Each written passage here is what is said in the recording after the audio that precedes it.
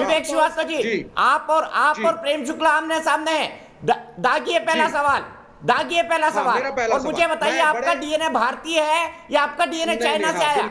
हर मार्क्सवादी का। बिल्कुल जी, बिल्कुल। पहले मुझे इस बात का जवाब सुन लीजिए। नहीं, अब आप सुने पहले। वो आपको भी मालूम है मैं हिंदुस्तानी हूँ, भारतीय कॉन्स्टिट्यूशन मानता हूँ। वो सेंसेशन क्रिएट करने के लिए चाइना आप लोग क्यों बीच में लाते हैं? उससे आपकी डिबेट या आपके पॉइंट को स्ट्रॉन्ग नहीं होने वाले। अब आप सुनिए प्रश्नों के उत्तर।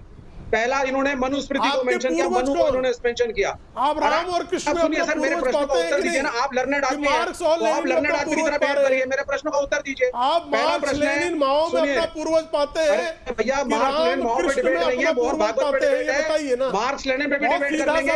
मोहन भागवत जी से तो प्रश्न, आपसे प्रश्न सुनिए पहले। आप पहली बात बताइए, मनु को आप मानते हैं?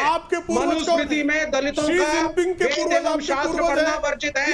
यदि कोई दलित वेद पढ़ेगा तो मनुस्मृति के हिसाब से उसके कान में पिघला हुआ शीशा डाला जाएगा। तो क्या आप इस चीज को मानते हैं? ये है मेरा पहला प्रश्न।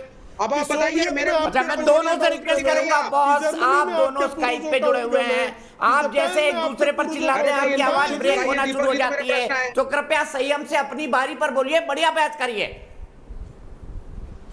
तो अब इनको चुप कराइए। आपने मुझे आप भी बीच में बहुत टोकते हैं ना विवेक श्रीवास्तव जी।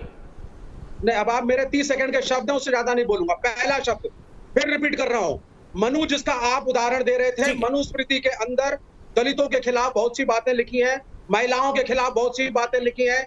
यदि कोई दलित वेद पढ़ेगा या शास्त्रों को पढ़ेगा तो उसके कान में पिघला हुआ शीशा डाला जाएगा।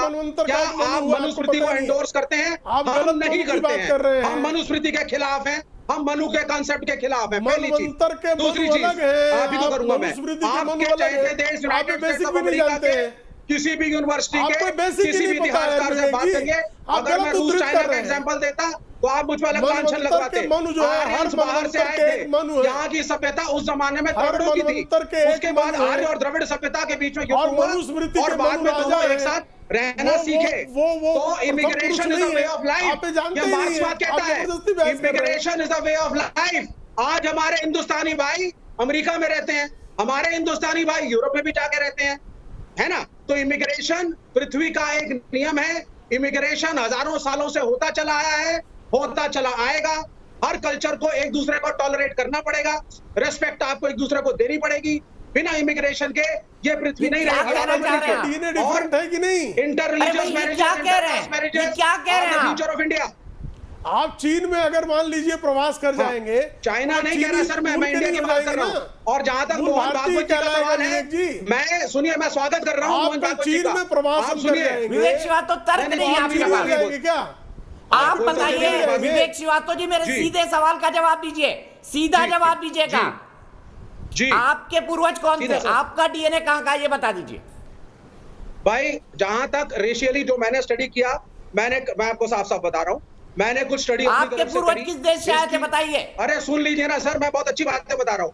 मैंने हिस्ट्री ऑफ जाट्स पढ़ा, सुनते जाइए आप। हिस्ट्री ऑफ गुजर्स पढ़ा, क्योंकि मैं श्रीवास्तव हूँ कायस्थ, तो हिस्ट्री ऑफ कायस्थ पढ़ा। आप जातियों में क्यों जाते हैं सर? आप तो मार्क्सवादी है। आप सुन लीजिए, जब आपका धर्म में भरोसा नहीं तो जातियों पर भी नहीं होना चाहिए। ये धर्म नहीं होता सर, रेसेस है, रेसेस। मंगोल एक रेस है, चाइना में हैन एक रेस है। हैन चाइनीज को तिब्बत में बसाया गया है, वो एक अलग रेस है।